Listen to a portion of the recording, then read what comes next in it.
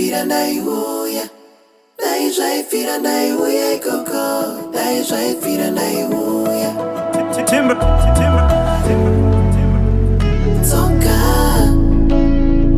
Dzoka Ndingazosara naniko Majjesty Usadaro Ndokumbirawo Dzoka Huya kuno Tipedzise Ndingazosara naniko Handina kujaira kuswera ndega Kusara ndega Huya kuno Tipedzise hushamwari Ndingazosara naniko chero 1 hour ndawa chero 1 hour zvaro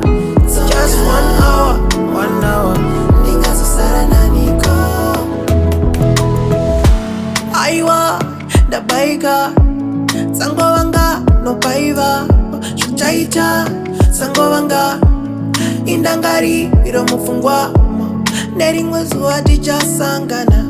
shamwari usandikanganwa pano pasi chakangochandara asi mberiko kutichasangana ndokumbirawo Dzoka Huya kuno Ndingazosara naniko chero 1 hour ndawa chero 1 hour zvaro just 1 hour 1 hour Ndingazosara naniko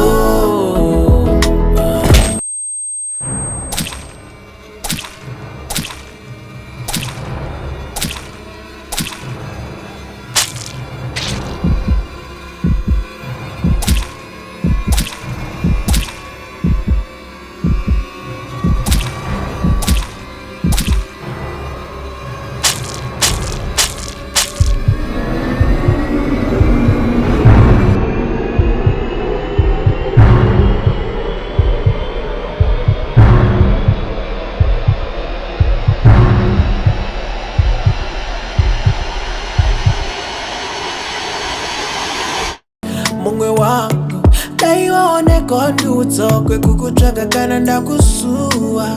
kubva waita rwendo rwembwa here kana haungambondidaro shuwa pamwe dai ndaiziva diresi ndaiuya nchikuona rimwe zuva chete kutonga kwashe hatirambe hatina simba rekumbozosanguva uzokuona ikoko kana kungokuona ukangoka kure ndaiuya ikoko chero 1 hour hazvina ndawa chero 1 hour zvaro uzokuona ikweyo ndaiuya ikoko ndiudzesha iwe watiniwane uyo chimbouya kamwe tipedzise hushamwari chero 1 hour hazvina ndawa chero 1 hour zvaro just 1 hour 1 hour Ndingazosara naniko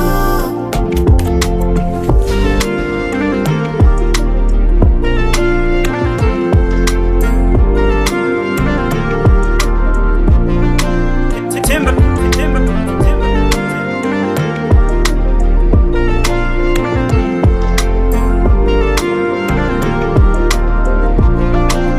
Majjesty Usadaro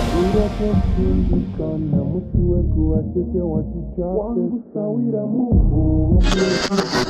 uyu muhombe handidi kumolusa ndingatomera bunduka mwari makaita zvenyu inini handishamisire bati panosawira makandibvisa kana muchida enyu mupe makore akawedzekwa panyika ndidi kutamba ndega sawira mfurusa It's